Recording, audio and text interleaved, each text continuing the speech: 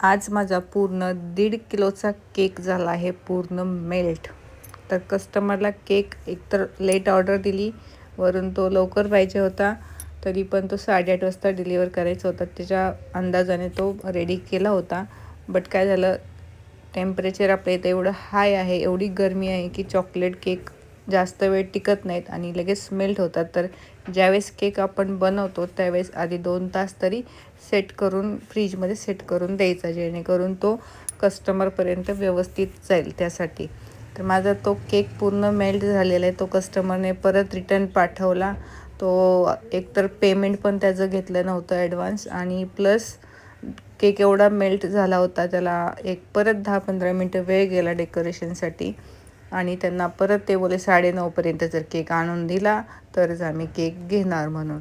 ठीक आहे, तर अशा प्रकारे मी हा केक नाही, तो त्याचा केकचा जो फोटो आहे तो मी पुढच्या ह्याच्यामध्ये लास्टला एंडिंगला शेअर केलेला आहे.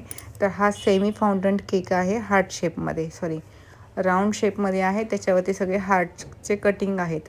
ठीक आहे, तर हा ॲनिव्हर्सरी स्पेशल असतो, बट हा हजबंडच्या बड्डेसाठी घेतलेला केक आहे. आणि हा आहे केकचा माझा हा डॅमेज झालेला केक.